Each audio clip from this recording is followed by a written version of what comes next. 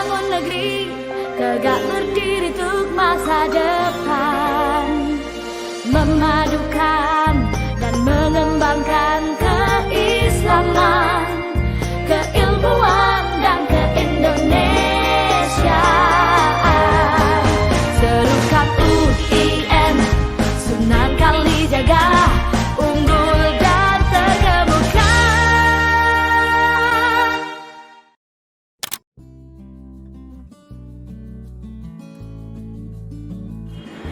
Assalamualaikum warahmatullahi wabarakatuh.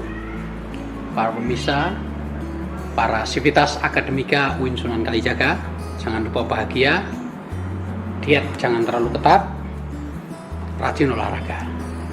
Para pemirsa, kita kedatangan tamu yang amat istimewa, yaitu Pak Yai Ulil Absar Abdallah, pengasuh Ihya Online.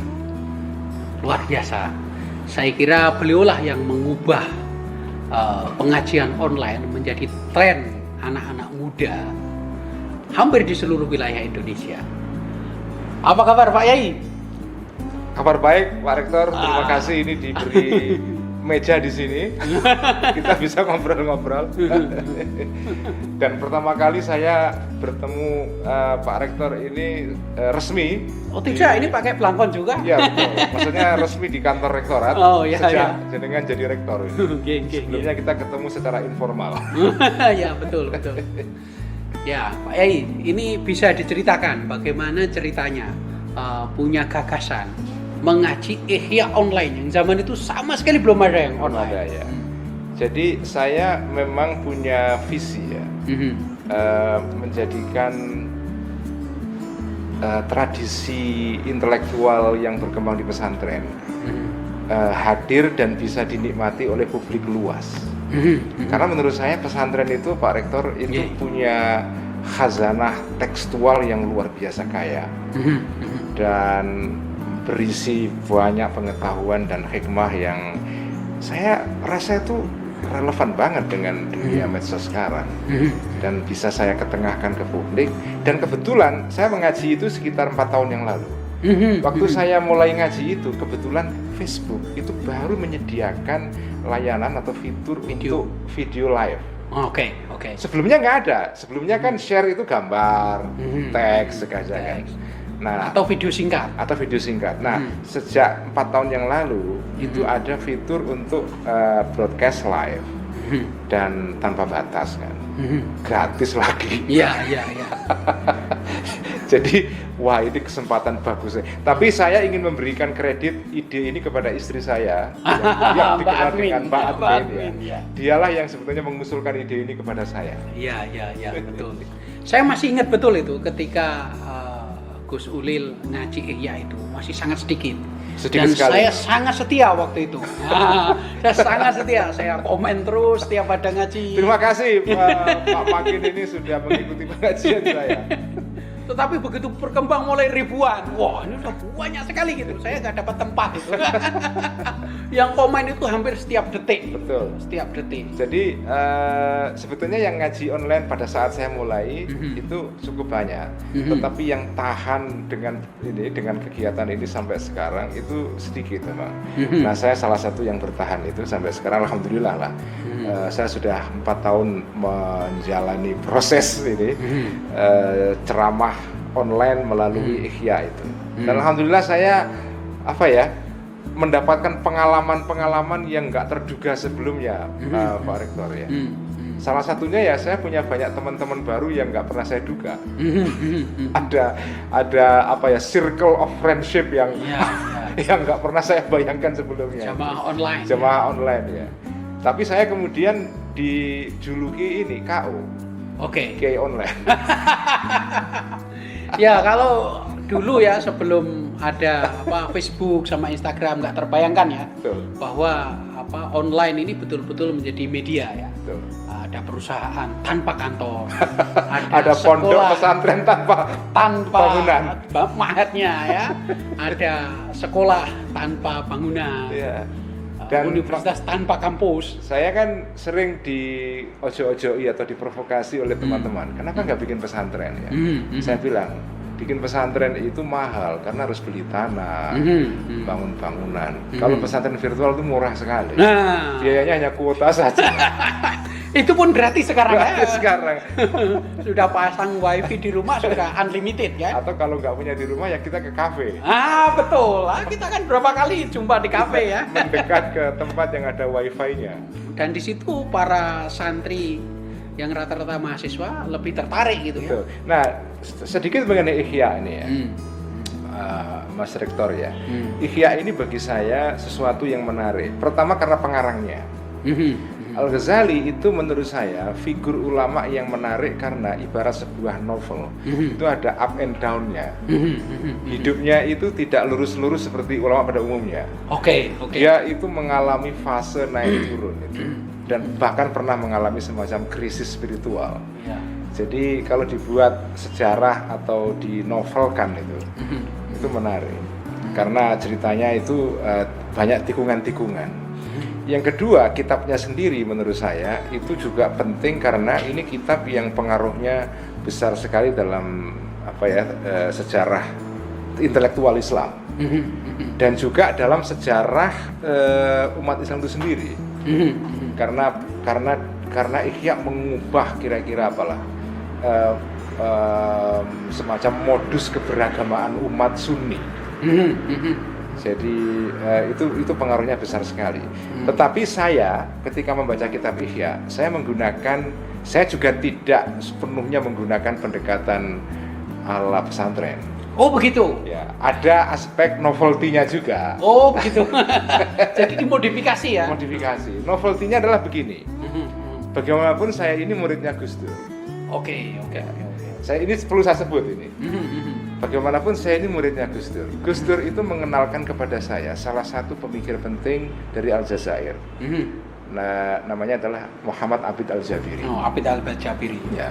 Banyak dibaca di sini. Banyak dibaca di sini dan sebetulnya Al-Jabiri dikenal di Indonesia antara lain berkat Gus Dur. Jadi saya itu mendapatkan bukunya Al-Jabiri itu karena saya colong dari perpustakaannya Gus Dur. Nah, Al-Jabiri itu punya semacam pendekatan yang bagi saya relevan untuk menghadapi teks-teks seperti Ihya ini. Al-Jabiri mengatakan bahwa tugas seorang intelektual Muslim modern saat ini adalah menjadikan teks-teks yang ada dari dalam tradisi kita itu istilah dia mu'asiron lana, teks yang relevan dengan kita. Jadi teks itu memang berasal dari masa lampau. Tetapi dia supaya relevan dengan kita harus dibuat dia itu nyambung dengan keadaan kita. Karena itu perlu pembacaan ulang juga. Jadi tidak semua yang ada pada Ihya itu harus dibaca letterlek. Harus mengalami semacam penafsiran ulang juga. Karena kalau tidak juga ya ada problem juga. Saya ambil contoh misalnya gini Mas Makin ya. Dalam kitab Ihya itu kalau kita baca secara apa adanya, itu kadang-kadang ya bisa problematis. Misalnya ada dalam Ihya ada kitab. Karena Ihya itu kitab yang di dalamnya ada sub-sub kitab. Jadi itu kayak federasi kitab-kitab itu. Kitab itu Ihya itu di dalamnya ada 40 kitab kecil-kecil.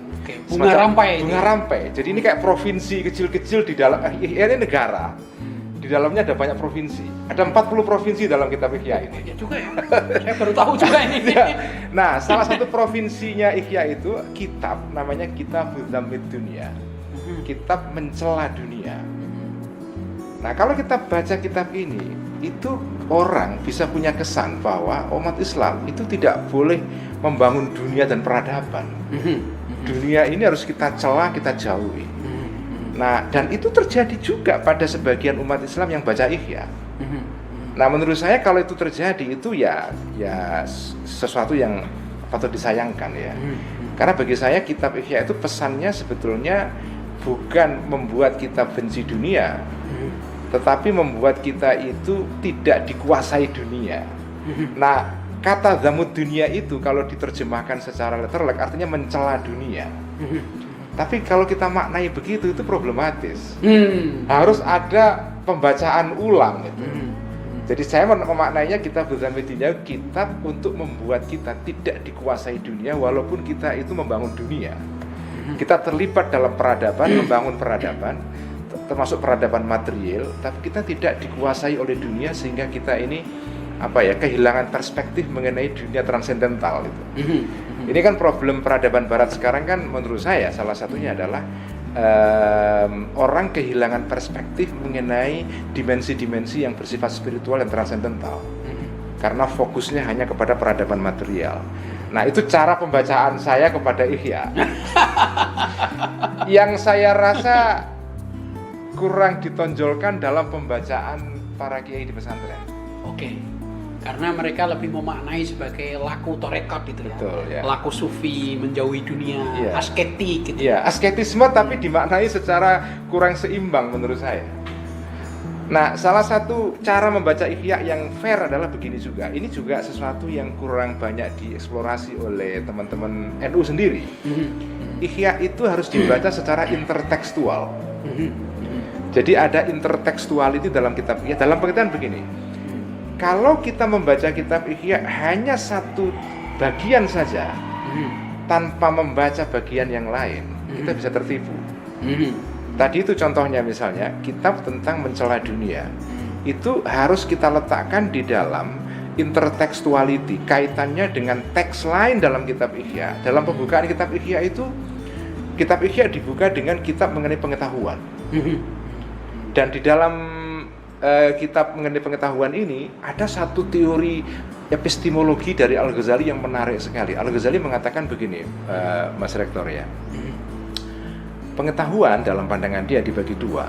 Ada pengetahuan yang sifatnya pengetahuan syariah dan ghairu syariah, pengetahuan keagamaan dan non keagamaan.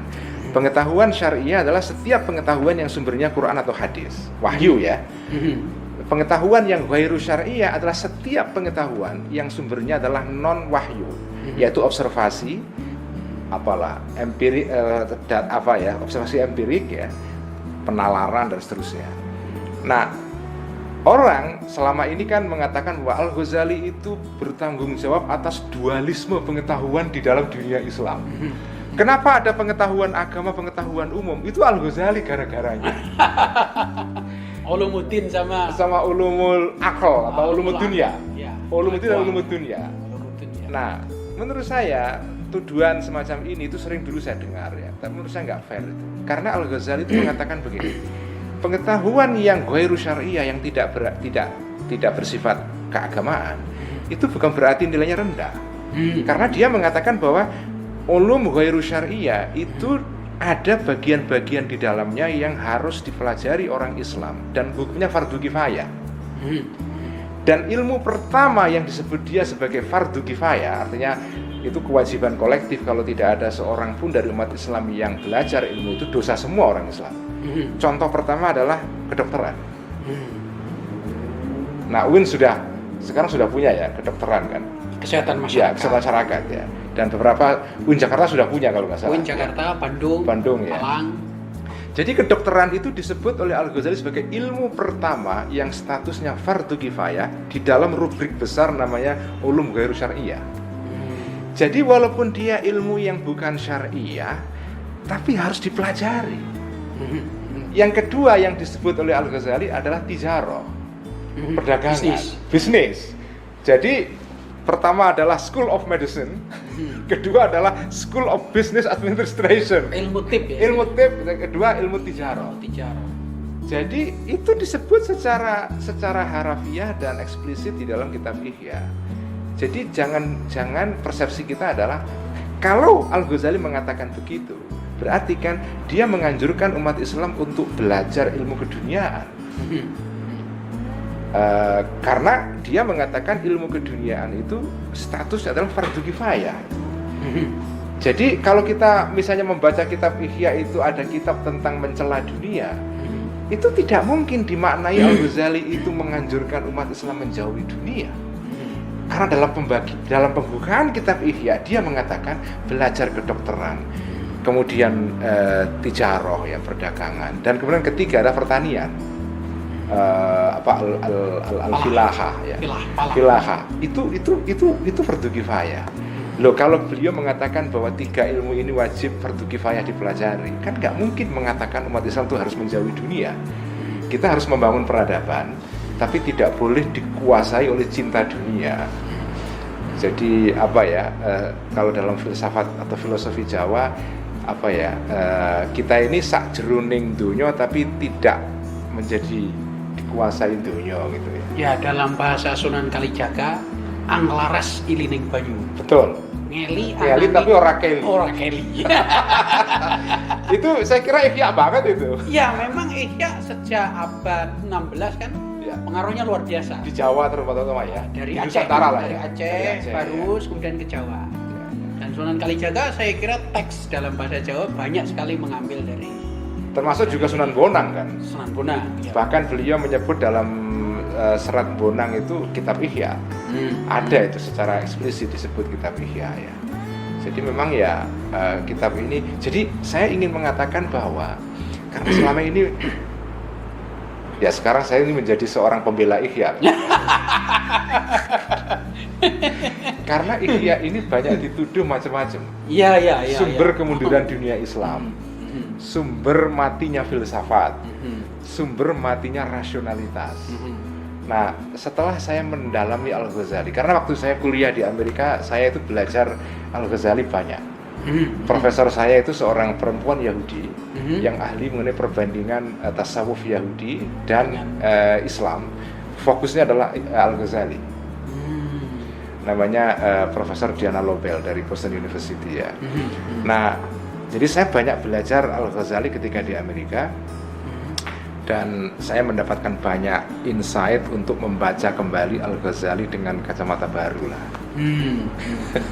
Dan sebetulnya yang kita miss kadang-kadang, Al-Ghazali itu pun sedang berdebat ya. Betul. Artinya dia mengatakan sesuatu itu seharusnya ya diletakkan dalam Konteks perdebatan ini. polemik gitu, Ya, dalam polemik, konteks ya. polemik.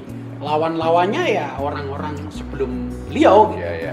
Nah, dalam hal ini kadang-kadang kita salah memahami karena kita tidak mengembalikan bahwa di situ ada dialektika kan. Betul ya. Dan menurut saya Al-Ghazali ini tidak betul disebut sebagai orang yang membunuh filsafat. Saya perlu mengatakan ini secara eksplisit ya, karena masih banyak orang menganggap begitu. Orang yang membaca Al-Ghazali melalui close reading, membaca secara dekat ya dan mendalam, kitabnya ya, Al-Munqidh Minadh Dhalal yang berisi semacam autobiografi spiritual beliau ya. Itu tampak sekali di situ bahwa Al-Ghazali itu tidak anti filsafat. Bahkan dia berproses di situ kan. Betul. Jadi Ada filsafat perubahan dari sikap-sikap. kalau mau diringkaskan pendapat dia mengenai filsafat itu begini. Ini saya kira penting untuk mengkoreksi pandangan umum selama ini ya.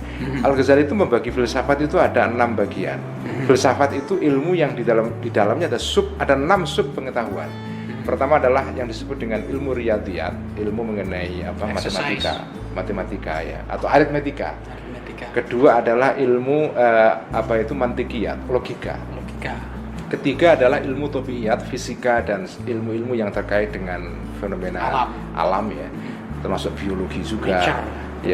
Nature ya. Kemudian yang keempat adalah ilmu yang disebut dengan ilahiyat, ketuhanan, teologi. Tetapi yang disebut dengan ilahiyat di dalam istilah filsafat pada masa Al-Ghazali itu bukan ketuhanan per se, tetapi yang dalam istilah filsafat sekarang disebut dengan ontologi. Jadi ada ontologi tentang ilmu mengenai semua hal yang ada.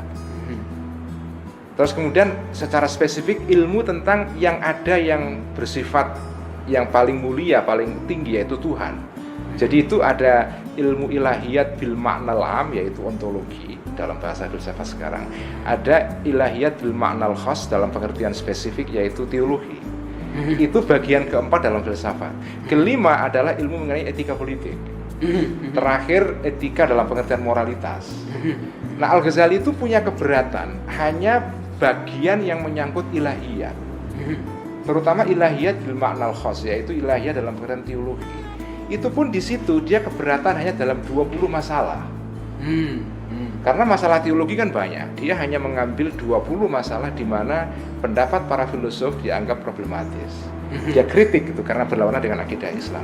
Tetapi filsafat yang terkait dengan logika, fisika, kemudian matematika, kemudian etika politik, dan kemudian etika dalam pengertian moralitas, itu dia nggak ada masalah. Jadi Al-Ghazali hanya mengkritik bagian yang sangat kecil saja di dalam filsafat. Dan dia sendiri mengarang kitab, kalau nggak salah 3 kitab mengenai logika. Mantek. Jadi tuduhan bahwa Al-Ghazali itu membunuh filsafat itu pertama tidak benar. Yang benar adalah dia punya konsepsi filsafat sendiri yang sesuai dengan akidah Asy'ariyah itu. Jadi persoalannya itu pada readership ya, pembaca. Dan sebetulnya kita kurang pembaca yang baik gitu ya. Kurang pembaca yang baik. Cara mensintesis dari bahan yang sudah disiapkan Al-Ghazali dan kita merespon sesuai dengan situasi yang terkini gitu kan. Dan saya ingin menutup dengan menegaskan hal ini. Kalau kita lihat di Indonesia, anak-anak cucu Al-Ghazali, karena Al-Ghazali itu punya anak cucu di Indonesia, yaitu orang-orang yang belajar di pondok pesantren. Anak-anak NU itu saya anggap sebagai anak cucu Al-Ghazali. Gus Dur itu anak cucu Al-Ghazali. Gus Yahya ketua umum PBNU sekarang ini juga anak cucu Al-Ghazali. Semua anak-anak yang pernah mondok di pesantren atau tumbuh dalam tradisi pesantren NU tradisional itu anak cucu Al-Ghazali. Mari kita lihat dengan fair keadaan di Indonesia. Orang-orang yang menerima Pancasila di Indonesia ini, termasuk yang pertama adalah anak cucu Al-Ghazali. Melalui Kiai Ahmad Siddiq di dalam Muktamar NU Situbondo tahun 84. Yang orang Islam yang menerima demokrasi dan tidak menganggap demokrasi itu tauhid segala macam negara nasional, ya anak cucu Al-Ghazali. Bahkan ini Mas Rektor ya, orang yang memberikan kesaksian di pengadilan membela Ahok dulu, yaitu Kiai Isom, Isomuddin, Lampung. Itu adalah lulusan Langitan, muridnya Kiai Fakih, ngaji Ihya Khatam berkali-kali. Dia memberi kesaksian untuk membela Ahok bahwa Ahok tidak menodai agama. Dan Pak Syahiran juga. Ya, anak cucu Al-Ghazali juga. Ya. Jadi anak cucu Al-Ghazali sekarang ini justru menjadi garda depan di dalam membela minoritas, membela negara nasional, membela demokrasi, membela Pancasila. Jadi di mana letaknya Al-Ghazali ini dianggap sumber kemunduran dunia Islam? Jadi keliru sekali, justru anak cucu Al-Ghazali sekarang ini adalah orang-orang atau tokoh-tokoh dalam dunia Islam yang menyambut dengan positif modernitas, negara nasional, demokrasi, tentu dengan tafsiran ya. Tidak bisa kita menerima tanpa sintesis ya, hal yang dipelajari. Betul. Nah, itu semua adalah anak cucu Al-Ghazali. Yang jelas kata Pak Karno kan, ya ambillah apinya gitu. Apinya ya. Dan api Ihya ini ternyata menyala. Dan itu membuat kita terbuka sehingga tidak hanya menerima materinya. Betul. Indonesia ini menerima manhajnya, menerima cara berpikirnya, sehingga bisa menerima banyak hal di luar persis zaman Al-Ghazali. Kan demokrasi belum dibicarakan. Dan saya ingin mengatakan bahwa Indonesia ini dirawat antara lain oleh anak cucu Al-Ghazali. Ya kan cirinya Asy'ari, Maturidi kan. Amadat 4, tasawuf gitu ya. Dan ini yang menjadikan kita Indonesia yang plural, majemuk ya. Nah, ini saya akan menyinggung soal lain ini, Gus Ulil. Jadi setelah sampean mengadakan pengajian Ihya, ini juga sekaligus mengubah landscape. Sebelum ada pengajian Ihya, kita itu sepertinya takut mengadakan pengajian. Karena ada pengajian lain yang jauh lebih besar dan setiap saat siap jadal ya. Setiap mujadalah apa polemik lah. Fikir apa itu namanya? Debat lah. Mujadalah itu ya. Tapi setelah Anda melakukan Ihya ini, kemudian diikuti oleh banyak kawan-kawan kita sendiri di situ Pondok, di Tulungagung, di Jogja, di Jakarta sendiri, bahkan di luar Jawa mengadakan. Jadi merasa nggak bahwa ini pengajian Ihya ini sudah mengubah publik arena di Indonesia? Ya, saya merasa senang karena inisiatif saya itu kemudian mengilhami banyak teman-teman yang lain. Saya senang sekali karena ilmu-ilmu pesantren yang selama ini tersembunyi dan itu berharga keluar semua itu, Mas Rektor. Selama ini kan ilmu-ilmu ini nggak kelihatan karena orang-orang pesantren itu pada umumnya malu memang. nggak mau menonjolkan diri itu. Tawaduknya terlalu berlebihan. Karena orang-orang pesantren ini etikanya dibentuk oleh ajaran kitab hikam. Yang salah satu ajaran hikam itu adalah idfin wujudaka fi ardil humul. Jadi tanamlah atau kuburlah diri kamu di dalam tanah atau dalam bumi ketidaknampakan. Kamu juga nggak boleh populer. Nggak boleh terlalu menonjol. Nggak boleh terlalu menonjol. Harus menyatulah dengan bumi. Ya, harus mengubur diri itu. Nah, etika mengubur diri ini mendalam sekali pengaruhnya di dalam kalangan masyarakat tradisional.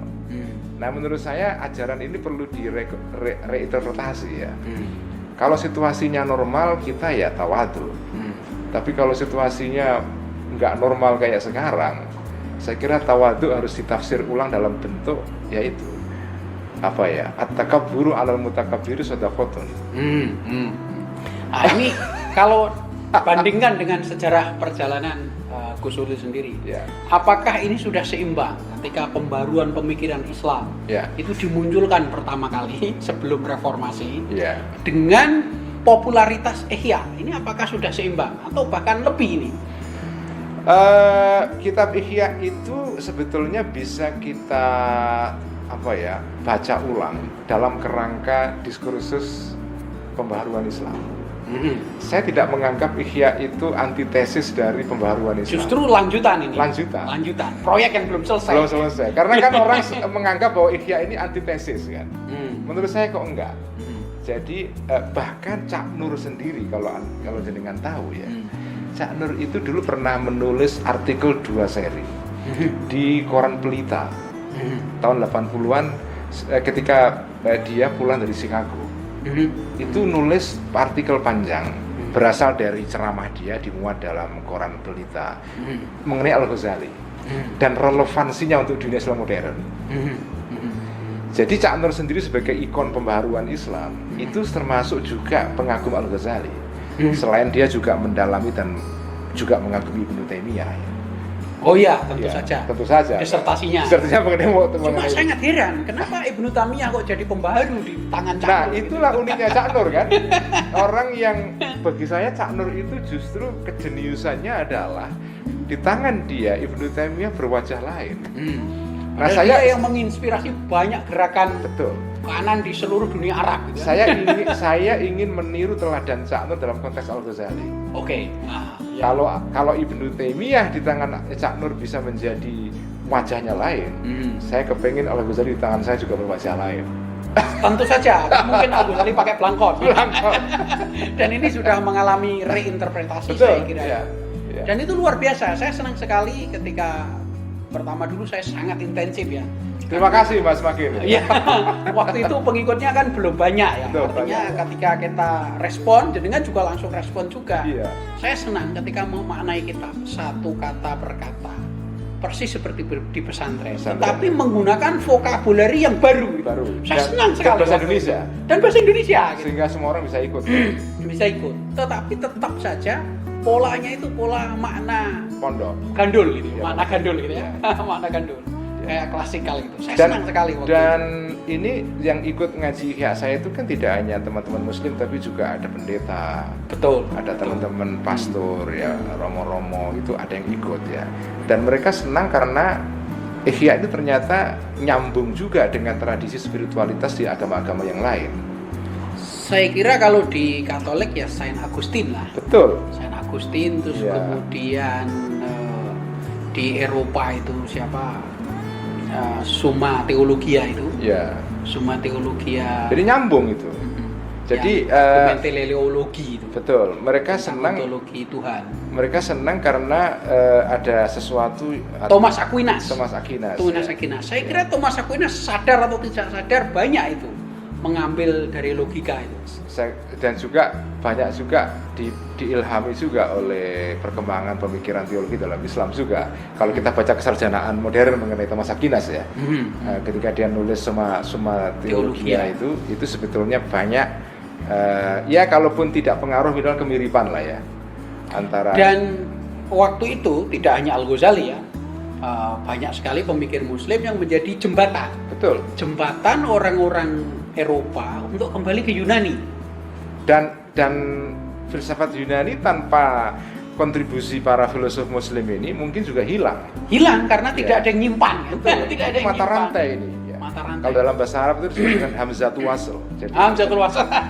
hamzah wasl. Belum selesai. Ya, jadi ini untuk menyambungkan antara Greek civilization dengan modern civilization kan.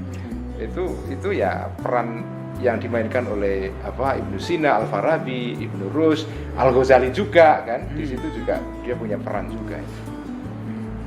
Ya, dan ini saya kira luar biasa ya kontribusinya bagi landscape intelektual di Indonesia. Karena selama ini kita berbudaya tulis, tetapi populer, sehingga kita tidak tahu rujukannya itu Betul. mana. Ini referensinya kemana orang berpikir seperti itu kan? Nah itu yang salah satu yang saya kepingin sumbangkan juga itu Mas Rektor ya. Jadi orang Islam ini punya khazanah teks yang kaya. Marilah ini kita manfaatkan lah ya. Jadi tidak hanya ngarang-ngarang gitu loh, tapi ada basis tekstualnya yang solid gitu. Jadi saya senang karena sekarang ini orang sudah kenal Ihya itu tidak hanya santri NU. Teman-teman saya yang Katolik itu tahu Ihya gitu. Dan mereka ke taklim Iya, betul, iya. Nafis Iya. Tulungagung itu ngaji taklim itu Secara online kan? ya secara online. Kemudian Pak Mahasin di sini juga Pak ngaji. Mahasin saya senang sekali karena beliau ngaji Tarjumanul Mustafid. betul. Asingkili. Asingkili. Itu teks Nusantara dibaca oleh beliau ya. Saya senang sekali. Dan Kang Oman Kang Oman ini Jakarta ya itu betul, filologi kan? filologi. Ya. Dan itu juga Ngariksa. Ngariksa teks. Jadi ini punya pengaruh dan akhirnya punya sederet konsekuensi. Ya. Dan ini akhirnya bergerak bersama-sama. Ya alhamdulillah Mas Rektor, doakan ini makin bola salju ini makin besar. Saya kira akan seperti itu. Cuma Ya. bagaimana caranya kita mengelola Ya. agar ini tetap menjadi budaya. Tetap Ya. menjadi budaya kesadaran bersama-sama. Dan juga kita umat Islam di Indonesia juga harus punya kesadaran kita bagian dari dunia Muslim global yang juga sedang bergerak berubah. Sekarang ini Al-Azhar itu sudah bicara untuk pertama kali mengenai urgensi dari tajdidul khitab ad-dini. Jadi mengenai pembaharuan wacana agama. Sesuatu yang sudah kita bicarakan sejak zaman Cak Nur di sini kan. Tapi kan itu belum menjadi suara kalangan ulama. Al-Azhar itu sebagai the custodian of Islamic tradition yang paling besar di dunia sekarang ya. Sudah berbicara mengenai tasdidul khitab ad-dini. Buat saya itu it's a big deal itu. Dan menurut saya kalau kita lihat Renaissance di Eropa itu kan kembali ke basic. Betul, kembali ke tradisi. Kembali ke Yunani. Dan itu teks. Dan itu teks. Ya, Dan itu itu teks. kajian filologi. Ya. Dan kita di Indonesia mulai dari pembaharuan era 70, 80 untuk kembali ke teks kan kita belum punya kesempatan itu. Betul. Kecuali di kelas ya, kecuali di kelas Kesempatan ke publik ya. ke publik. Ya. Kecuali Dan sekarang saatnya ini. Saya kira ini luar biasa sehingga orang itu berpikir itu kemudian tahu ternyata sudah ada landasannya. Betul. Juga termasuk kesadaran historis saya kira. Penting itu. Kesadaran historis Dan Al-Ghazali kan salah satu sejarah kita itu. Kita memang sejarah Mataram, Majapahit. Tapi nggak bisa diingkari sejarah kita juga ada unsur Baghdadnya juga kan. Di Baghdad itulah ada nama Al-Ghazali kan. Jadi sejarah Muslim di Indonesia itu menurut saya sangat kompleks ya. Ada dimensi Majapahit, Mataram, tapi juga ada dimensi Kesultanan Aceh kan. Ada Turki Utsmani, tapi juga ada dimensi Baghdad. Yang di situ ada Al-Ghazali dan ulama besar yang lain. Oke Gus Ulil, jadi kita sangat berharap agar kita teruskan ngaji secara darat di Masjid UIN Sunan Kalijaga. Insya Allah. Nah, kita nanti akan siapkan supaya Nanti- pandemi kita rayakan. Nanti Sohibul Baitnya jenengan. Siap. Saya siap menjadi juru terima pertanyaan. Juru catat ya, siap gitu ya. Supaya pandemi ini berlalu dan kita rayakan Amin. di masjid kita. Betul, ya Allah. Ya, Kita berharap tahun ini selesai Mas. Selesai, sudah lah ini. Sudah lah. Kita semuanya terpaksa kulitnya agak memutih jarang keluar. Karena Ya? jarang keluar. Walaupun juga masih hitam juga. Ya kita doakan agar Gus Ulil tetap Amin. istiqomah. Amin. Dan istri saya juga. Ya betul, Mbak Admin. Mbak Admin juga istiqomah karena pengikutnya ini sudah nggak terbendung ini. Ya. Seluruh Indonesia dan perjalanannya juga seluruh Indonesia. Bahkan sampai luar negeri. Bahkan sampai seluar Banyak negeri, sampai teman-teman dari luar Hongkong negeri, ya. terutama Hong Kong. Hongkong ya. Hong Kong dan Korea. Oke.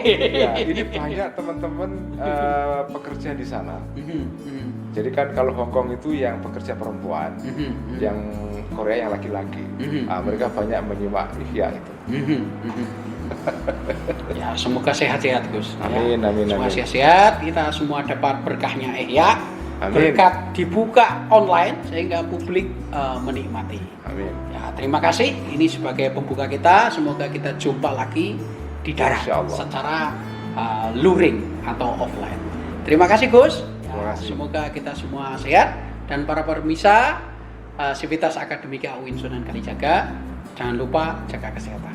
Itu. Assalamualaikum warahmatullahi wabarakatuh. Waalaikumsalam warahmatullahi wabarakatuh.